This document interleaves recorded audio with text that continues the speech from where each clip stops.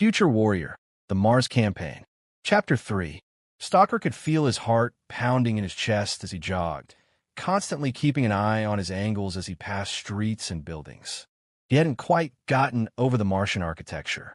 The buildings all had distinctive domed roofs that allowed the dust to slide off, and heavy storm shutters covered every window to protect against the abrasive effect of blown sand.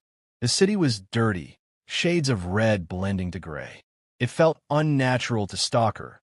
Everything on the planet revolved around the red dust. His thoughts were interrupted by the sound of a large-caliber machine gun roaring at full automatic, the silence shattering as tracers flew across the street in front of him. Contact left, MG 70 meters, disperse, flank right.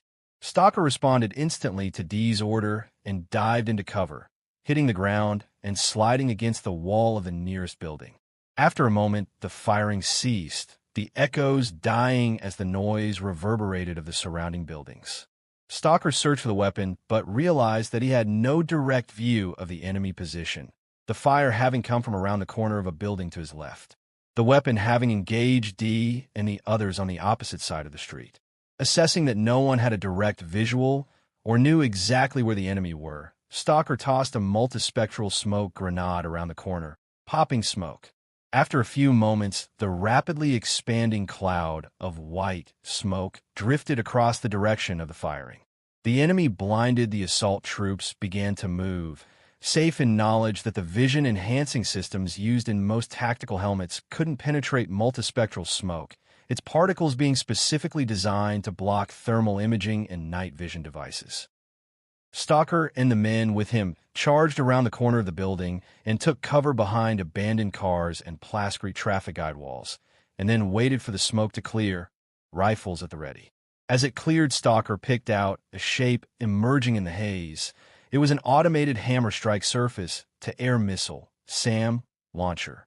A 9-cell box-shaped launcher on a pintle mount supported by 4 legs and topped by a rotating air intercept radar. Next to it, Stalker spied 2 smaller pintle-mounted weapons. "Do you have got eyes on 2 sentry guns? I'm engaging." Stalker sighted on the nearest weapon and squeezed off a burst from his rifle.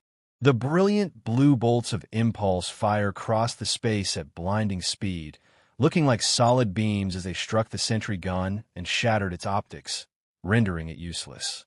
Even with its infrared, IR, sensors limited by the remaining smoke, the other sentry gun's advanced targeting computer continued working hard to identify and kill targets, and calculated the trajectory of the incoming rounds and fired back in Stalker's direction, sending him ducking for cover as shards of plascrete peppered his armor. Abruptly, Stalker heard an impact and shattering of glass, followed by a distant crack. Tango down. As the sound of the shot died away, Stalker realized the sniper team had used a round from one of their powerful rifles to completely destroy the remaining sentry gun. Stalker took the opportunity to toss a grenade at the missile launcher. As Stalker took cover, the fragmentation grenade tore through the box-shaped launcher and into the remaining missiles, causing them to detonate in a spectacular explosion. Stalker and the rest of the unit then advanced guns up and scanning through the site, looking for any further resistance, but finding none. Clear, all clear. It seemed the Red Legion had seeded the city with automated defenses. That makes things interesting, thought Stalker. Once they had secured the immediate area, D sent off a flash priority message to TACCOM informing them of what they had found. But going by the messages coming in, it was too late for a lot of units, with calls for medical evacuation transports already coming through on the TACnet. Stalker knew his unit had been lucky, with only one of the men taking 2 hits before reaching cover, both rounds being absorbed by his EEA's ceramic composite armor. As they advanced back to the disabled enemy mech, they listened to the TACnet to attempt to get an overall status of how the operation was developing. The news was mostly encouraging. The losses in the initial assault had been far less than expected, especially amongst the deeper assault units. The 21st Terra Nova, like many other units, had been dropped in small groups much deeper into the city, their mission to cause confusion, attack enemy command posts, CPs, and to report on enemy strength and dispositions. It was a dangerous job, but it was one of the missions that the assault divisions were specially trained to perform. The main UEDF landing forces, the heavy armor and mechanized infantry formations of the United Earth Army, UEA, had landed on the city's outskirts and were beginning to set up blocking positions around Elysium Prime to prevent any enemy from escaping before sending spearheads advancing into the outer suburbs. After calling in another drop ship, this time successfully, to pick up the enemy mech, they resumed their original mission of assault recon and headed towards the multi-level domed buildings of the city center visible in the distance. They entered a few buildings, some residential and some commercial. All of them contained the same signs of chaos: overturned chairs and desks, clothing strewn across the floors along with abandoned everyday items like children's toys, furniture, and clothes, everything coated with a fine layer of red dust. Where the hell is everyone? Thought Stalker, one of the snipers putting his thoughts into words as they walked. No blood, no bodies. There were 65 million people in this city. Now it's a ghost town. I've never seen anything like it. Where could they all have gone? As they proceeded down another silent street, bits of discarded rubbish were picked up by the ever-present wind and blew across their path. The silence only broken by the crunching of sand underfoot and the occasional burst of static in their helmet comm systems. Dee put his hand up, and those following held position, eyes ever watchful for any threat. Dee brought up a holographic map on his arm-mounted projector and studied the 3D image for a moment. TACCOM, this is Epsilon 2-1. We have cleared sectors 3 blue through yellow 7-6 over. All received Epsilon 2-1.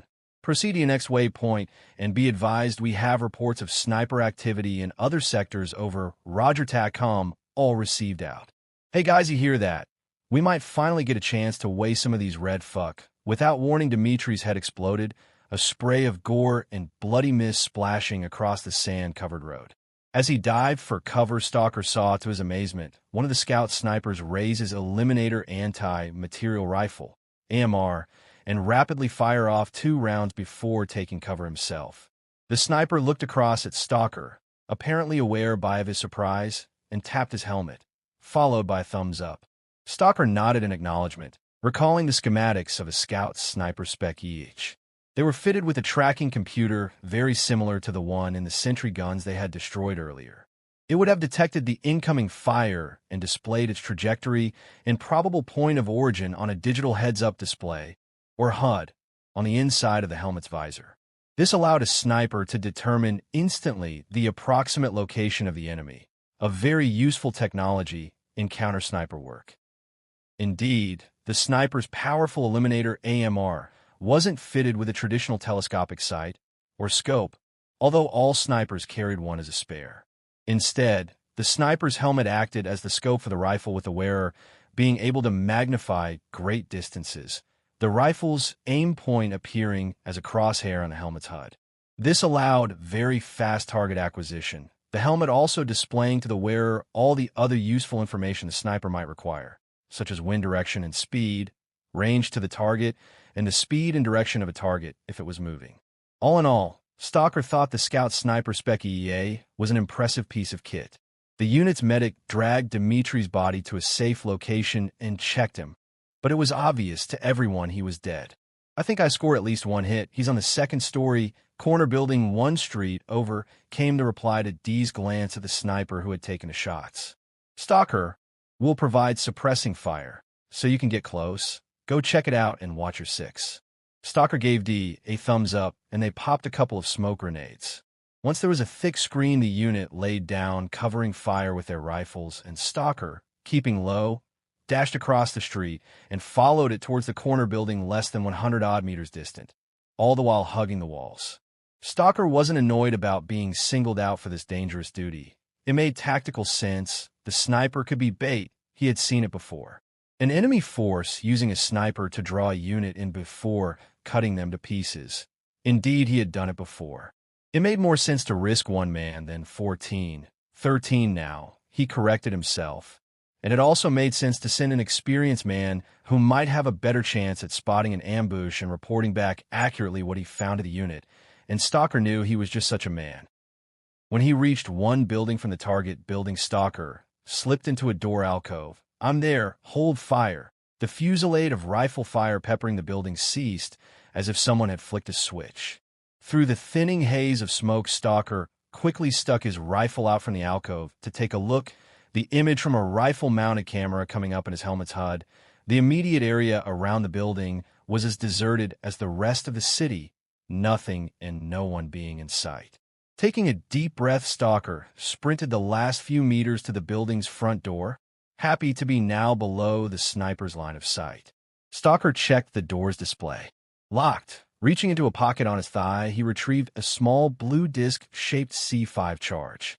The C5 was a much smaller charge than a C6 and was designed for destroying door locks or other soft targets relatively quietly using a variable yield directed energy-shaped charge. Stalker placed it on the door's locking mechanism and set the charge's timer to 10 seconds before ducking just outside the door's cove. Shortly after, with a bright flash but surprisingly little noise, the small-shaped charge warhead blasted through the lock and destroyed the door's computer and locking bolt. The door slid open with a hiss, and as it did, Stalker tossed in a small black palm-sized cylinder. There was an intensely bright flash and a burst of electricity in all directions. Breaching now. Stalker went in gun up and hunting for targets. The electro-flashbang grenade was designed to blind virtually any optical system, let alone exposed eyes, as well as disabling any electrical device within the immediate blast area. The power of the grenade was such that it tended to leave jagged scorch marks on everything within the blast radius, including the exposed skin of anyone unfortunate enough to get caught in the blast. As he went in, Stalker stuck to the left, clearing room by room, but finding nothing on the lower level.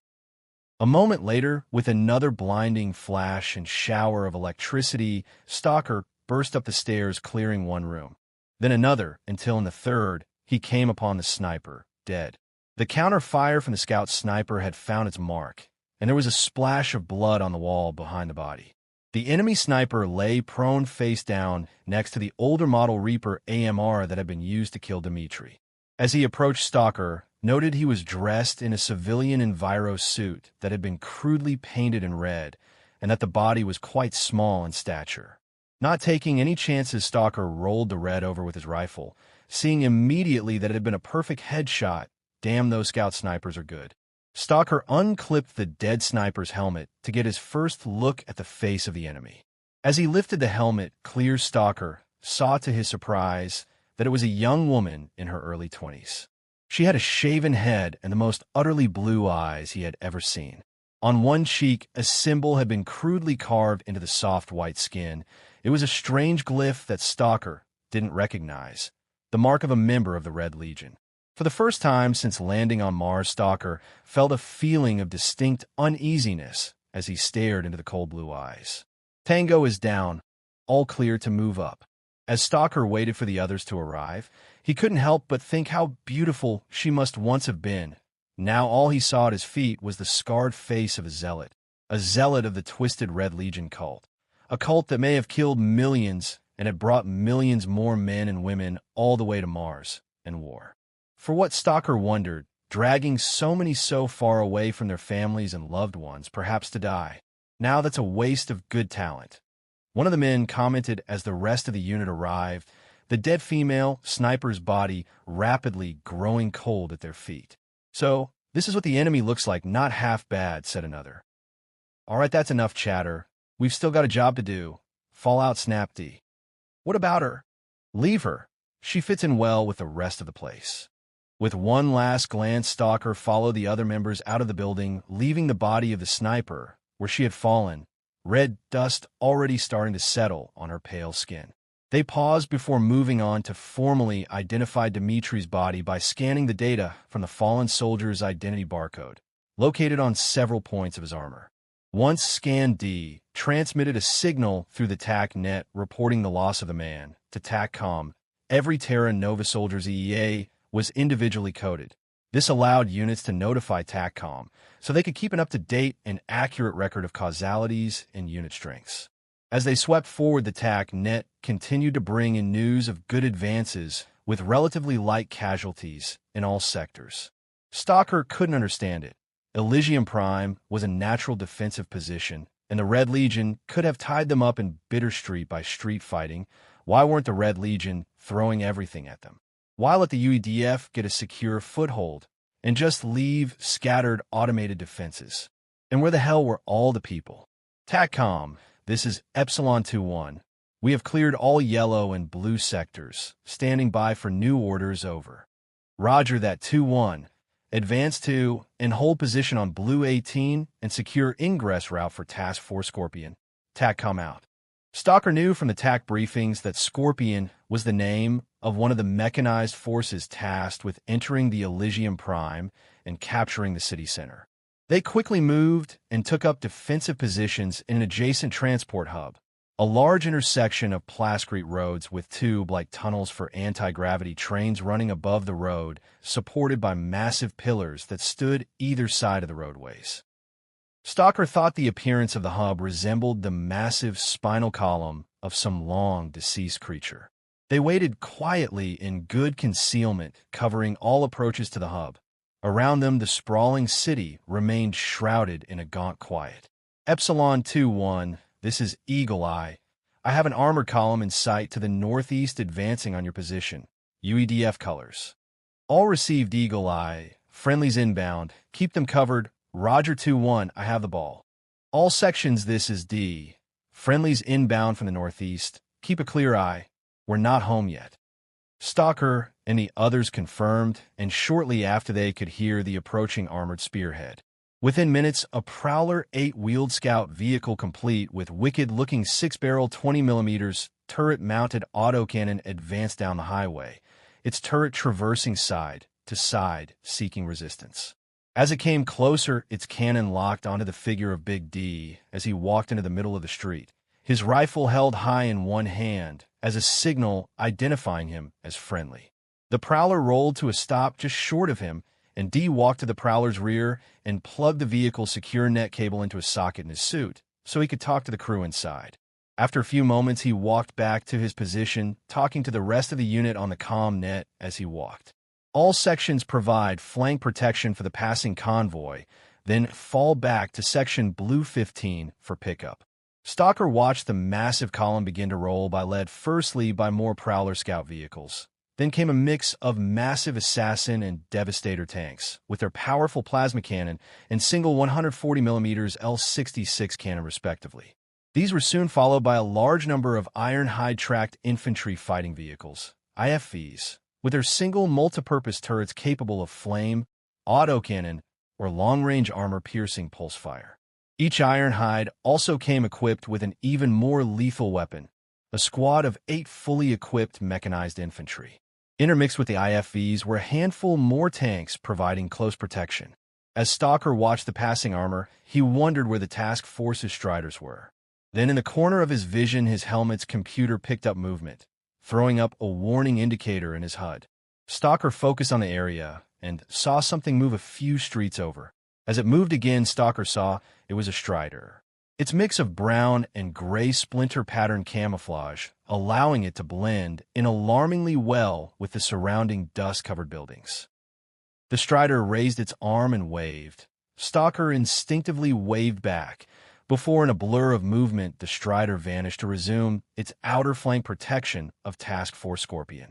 With the final elements of the task force now past Stalker and the others withdrew to Sector Blue 15, a large cleared plascrete area that served as an emergency landing pad for transports in trouble.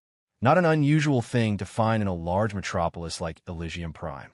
Right on time, the Light Tactical Transport, or LTT, came in for the scheduled retrieval. LTTs were a development of the much older rotor-type helicopter design, combining it with vertical and short takeoff and landing technology, or V/STOL for short. An LTT had 2 enclosed tilt rotors, one either side of the fuselage, which could pivot, allowing the LTT to hover, increase or decrease altitude and maneuver, depending on the angle of the rotor pods. As they began to gain altitude and rise above the city, Stalker saw for the first time the true vastness of Elysium Prime. The terrain was relatively flat, and what would once have been an area of rolling sandy hills was now covered with domed buildings of every shape and size as far as the eye could see.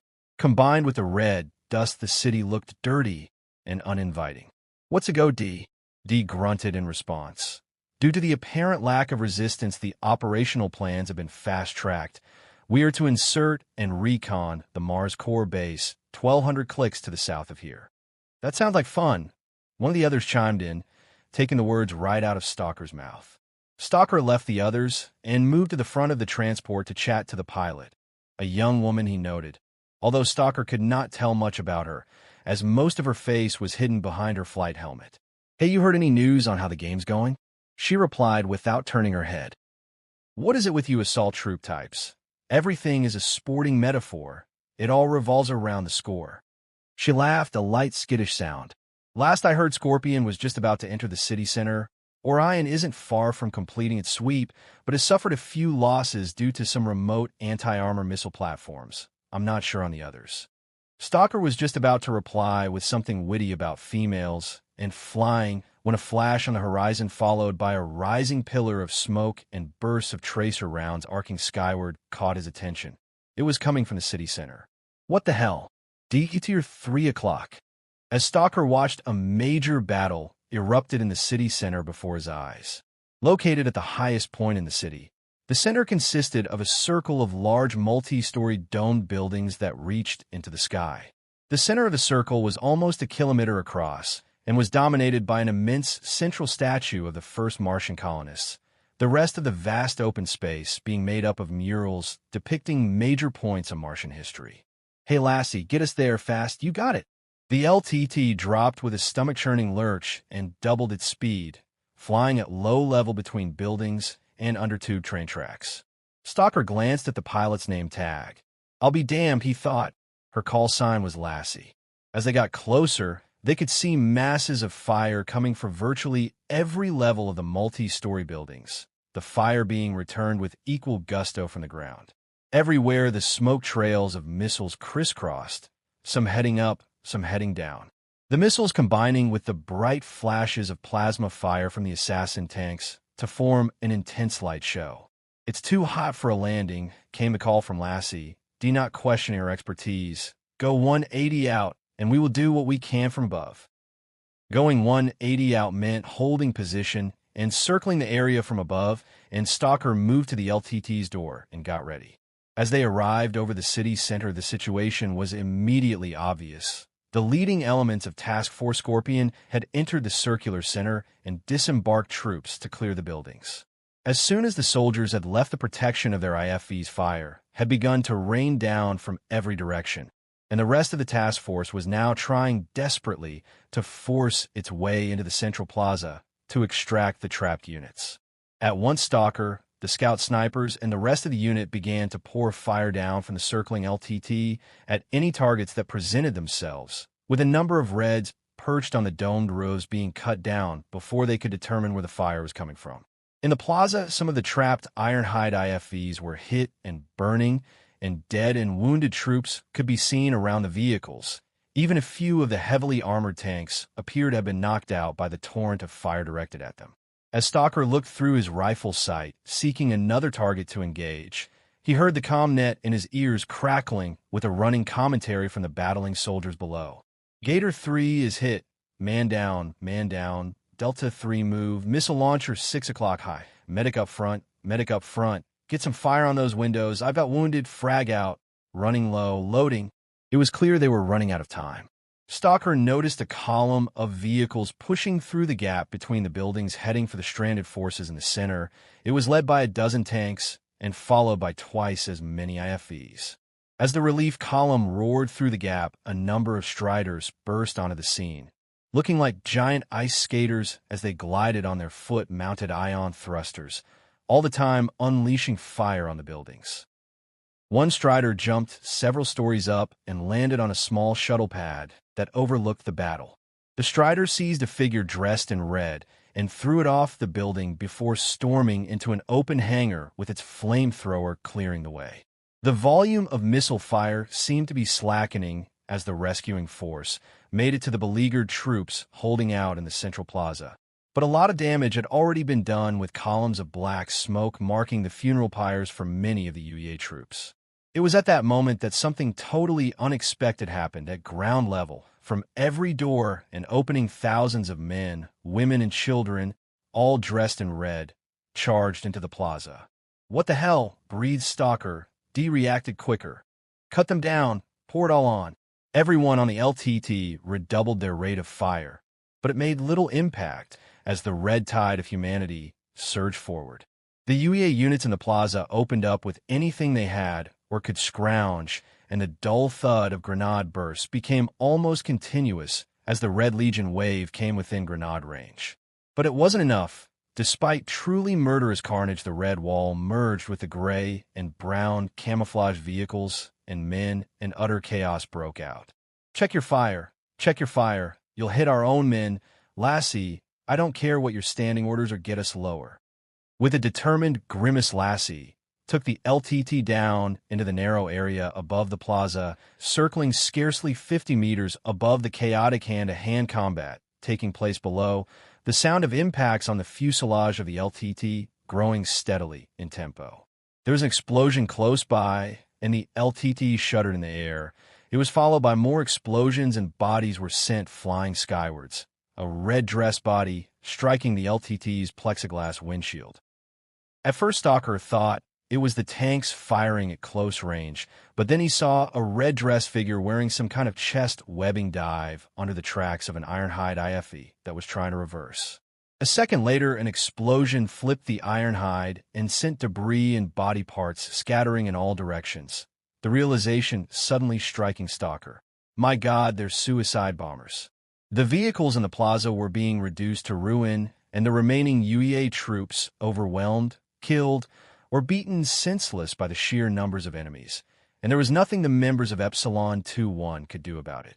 The Striders in the square initially fared a little better, but as their flamethrowers and autocannons ran dry, they resorted to using fallen Reds as clubs, but one by one they too were being disabled by enemy suicide bombers. Despite the fact that they were the one unit with a good chance of escaping, they wouldn't leave, and resisted to the end. But in the end, their valor was pointless, and they too were destroyed where they stood. A massive series of explosions, far bigger than anything before them, shook the plaza. Stalker searched for the source, and saw they came from the bases of the circle of buildings that surrounded the plaza.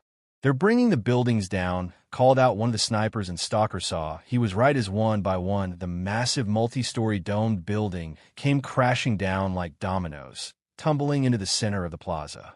Stalker's stomach felt like it sank to his armored boots as Lassie threw the LTT into a steep climb on full power to escape the rain of debris. Stalker couldn't take his eyes off the central plaza as he watched it was transformed from a blood-slicked battleground to a dust and smoke-filled pile of rubble, burying Red Legion and UEA alike. As they hovered, the noise and rush of battle faded, and as the dust began to settle on everything, Stalker took stock of the view of desolation around him. The LTT was smoking from one tilt rotor and was noticeably vibrating. The inside floor was slick with blood, and the bodies of 2 black armored men lay on the deck where they had fallen. Every one of the remaining men had suffered hits, and their armor was chipped and scuffed. One soldier had taken a hit to his EEA helmet, which had smashed his visor, but despite facial lacerations and bleeding, he had continued to fight. Stalker made a mental note to recommend the man for decoration to the regimental CO. He had done the unit proud. The survivors were subdued. There was no conversation, no chatter. Everyone just looked at the ruined city center below them. Scorpion 6-4, this is TACCOM sitrep over. Scorpion 6-4, this is TACCOM sitrep over. Scorpion 6-5, this is TACCOM sitrep over. "Someone shut that prick up," said D, so Stalker replied. "TACCOM, this is Epsilon 2-1 Bravo. Scorpion is down. Repeat, Scorpion is down. All received 2-1. Request Epsilon Alpha secure contact." "They want to talk to you, D." And with that, D sat down in the back of the LTT and contacted TACCOM on a secure tactical command link, TCL. A few minutes later, D told Lassie to put them down close to the central combat site. Search and rescue, SAR, wouldn't be on site for at least 20 minutes, and they would secure the area as best they could until they arrived. As they put down, they were greeted by a scene of total destruction. Rubble stretched across the length of the plaza. Red dust had mixed with the gray rubble from the collapsed buildings and coated everything in a thick layer. Nothing moved. "All right, we're it. Let's get it done, people. Spread out and secure the area." Without a word, the surviving troops of Epsilon 2-1 spread out, covered by the two scout snipers, while Lassie checked over her bullet-riddled LTT. At the other end of the plaza, in the distance, the few surviving elements of Task Force Scorpion, units that had been covering the relief effort from outside the city center, also moved in to search for survivors. The silence was deafening. All Stalker saw was chunks of plascrete, steel and debris of every conceivable kind. Then he saw it, something red sticking out of the rubble. As he approached, Stalker found himself hoping it was a member of the Red Legion, someone who could explain, could provide some reason for the waste of life. It was a body, but it was lifeless, the eyes staring skyward, as if in a vain call for salvation. It was the body of a man, probably in his mid-40s, his face scarred with strange glyphs. Stalker regarded the face in silence. What had made this man, not a youth, a man who had lived and seen much in his life? What made him into a member of the Red Legion? What changed him from a businessman, shopkeeper, or miner into a crazed zealot ready to kill and be killed? Who knew the answers to such questions?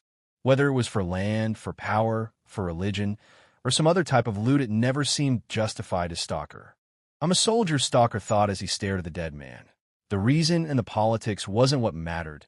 In the end, he fought for Earth and for the person who stood next to him, and that was all that held meaning for him amongst all the terrible mess.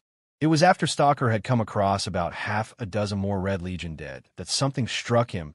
The bodies he had seen were all the same. The Reds who had attacked the task force had all been civilians. Of course, by definition, they all became combatants as soon as they picked up a weapon, but they were all dressed in civilian clothing and enviro suits. All had been crudely painted in red, but none had military-spec equipment or body armor. And the rifles and other weapons he found in the rubble were all models that the military had stopped using years ago. Indeed, the only modern weapon they had used were the handheld anti-armor missiles. Stalker shook his head subconsciously as the realization dawned on him. They had all known they were going to die. Perhaps they had even volunteered. The reason behind the crazed mass attack suddenly became clearer. The Red Legion had wanted to show the UEDF that no one was on their side, that even the civilians of Mars were ready to throw away their lives for their cause. But that still didn't explain the empty city. Something about Elysium Prime was very wrong.